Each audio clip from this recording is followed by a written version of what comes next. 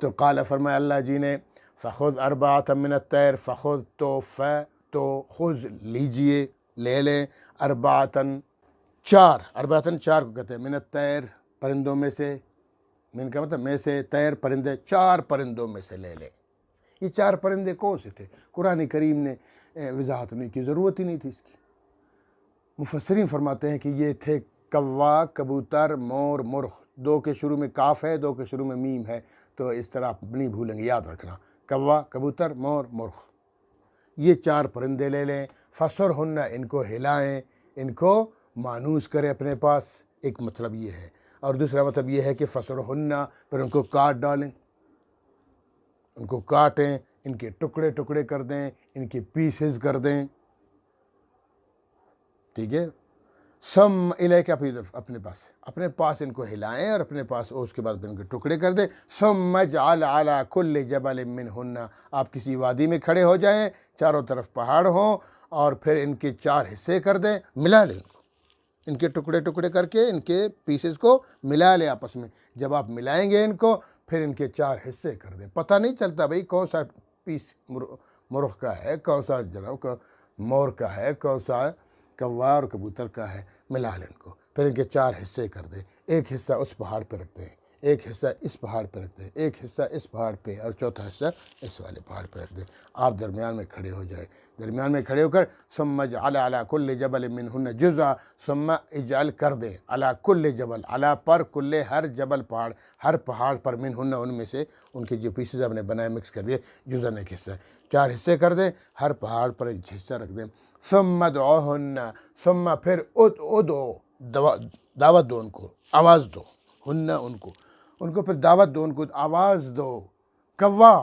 جیسے آپ کوے بولیں گے تو جناب کوے کے جتنے پیسز اس پہاڑ پہ تھے وہ اڑ کر آ جائیں گے، جتنے پیسز اس پہاڑ تھے وہ بھی اڑ کر آ جائیں گے، جتنے پیسز اس سائڈ اور اس سائڈ، سارے اس کے اجزاء آ جائیں گے، مل جائیں گے، اور کبوتر زندہ، کوا زندہ ہو جائے گا۔ اسی طرح کبوتر کو آواز دینا، اسی طرح مرغ کو آواز دینا، اسی طرح مور کو آواز دینا، سب آئیں گے آپ کے پاس، یأتینک سایہ، آئیں گے آپ کے پاس دوڑتے ہوئے۔ سبحان اللہ وبحمدہ، کتنا عظیم معجزہ ابراہیم علیہ السلام کا، اللہ رب العالمین نے ابراہیم علیہ السلام کے ہاتھوں یہ معجزہ دکھا دیا۔ تو اس طرح اللہ رب العالمین مردوں کو زندہ فرماتے ہیں۔ قیامت کے دن میرے اور آپ کے ذرات زمین میں بکھر جائیں گے، اللہ رب العالمین آواز دیں گے، ہمارے ذرات مل جائیں گے، جیسے پچھلی آیت میں، یہ تو 102 ہے میرے خیال، 101 ویڈیو میں جو میں نے پچھلی حضرت عزیر علیہ السلام کے گدھے کے متعلق جو معجزہ تھا کہ ابراہیم ان کا گدھا مر گیا تھا، ہڈیاں پڑی ہوئی تھیں، تو اللہ رب العالمین نے فرمایا دیکھو میرے پیغمبر، اپنے گدھے کو دیکھو، عزیر علیہ السلام، انہوں نے دیکھا تو ہڈیاں مل گئیں، ڈھانچہ بن گیا، ڈھانچہ کھڑا ہو گیا، گوشت چڑھ گیا، کھال لگ گئی اور روح پھونکی گئی، گدھا آوازیں مارنے لگ گیا، اور سیدنا عزیر علیہ السلام نے پکڑ لیا اور بیٹھ کر روانہ ہو گئے۔ ہاں، یہ ہے معجزہ، اس طرح اللہ تعالیٰ مردوں کو زندہ فرماتے ہیں۔ وَاعْلَمْ أَنَّ اللَّهَ عَزِيزٌ حَكِيمٌ، اب جان جاؤ میرے پیغمبر ابراہیم، حق الیقین ہو گیا نا، پہلے علم الیقین تھا، اب پھر کیا ہو گیا، عین الیقین بھی ہو گیا اپنے آنکھوں کے سامنے، اور پھر حق الیقین بھی ہو گیا کہ اپنے پورا طریقہ کار سمجھ گئے کہ اس طرح ہوتا ہے، اس طرح اللہ تعالیٰ مردوں کو زندہ کرتے ہیں۔